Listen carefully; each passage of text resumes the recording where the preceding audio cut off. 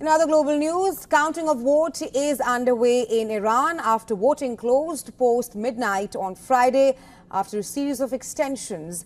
Initial counting trends, as per reports, say that Masoud Pezeshkian, the only reformist in the race, is ahead of his closest rival, Saeed Jalili, by about 10,000 votes. Here's a lowdown of where things stand in Iranian presidential polls. Take a look. All four candidates in Iran's presidential election are loyal to the supreme leader. So the next president is unlikely to bring a major shift to the Islamic Republic. Ayatollah Ali Khamenei, the 85-year-old who has been supreme leader since 1989, holds the reins of power. And a hardline watchdog vetted the candidates, presenting voters with little real choice.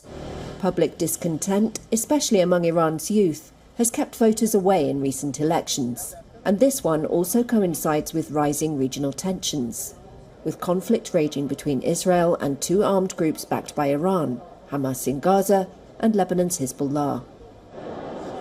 A new president won't change Iran's backing for militant groups, its policy on Iran's nuclear program, or relations with the West. Khamenei calls the shots on top state matters. No, I don't think it matters. Foreign policy has always remained the same, and this year will be no different from previous years. But the president does run day-to-day government and can change the tone of Iran's foreign and domestic policy. All candidates have promised to fix an ailing economy that's beset by mismanagement, corruption and sanctions, and a source of deep frustration for Iranians. More importantly, the outcome could influence the succession to Khamenei. So, who is standing? The presidency was left empty by the death in May of President Ebrahim Raisi in a helicopter crash. Three of the candidates are hardliners, and one is a low-profile comparative moderate. Mohammad Baghir Qalibaf is one of two hardline frontrunners. He's the current Speaker of Parliament and a former Revolutionary Guards commander. Civil rights activists know Qalibaf for crushing protests. First as National Police Chief, when he personally beat protesters. Then as Tehran mayor for 12 years, when he helped suppress months of unrest that shook the establishment in 2009. The other frontrunner is Saeed Jalili.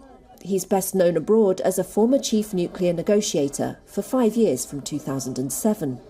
Jalili lost his leg fighting in the Iran-Iraq war in the 1980s and declares himself a pious believer in Iran's system of Islamic government. The third hardliner is Mustafa Pourmohammadi, the only cleric left in the race. He's a former Interior Minister and Deputy Intelligence Minister. Human Rights Watch in 2005 documented Pourmohammadi's alleged role in the execution of hundreds of political prisoners in Tehran in 1988. Allegations he has never publicly addressed. Masoud Pezeshkian is the only relative moderate among the four, backed by the pro-reform camp.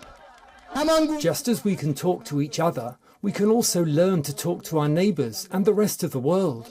We cannot fight everyone. We should not fight. We should not show aggression to others. Pezeshkian was vocal in criticising the Islamic Republic for its lack of transparency over Mahsa Amini, a young Iranian Kurdish woman whose death in custody sparked several months of unrest in 2022.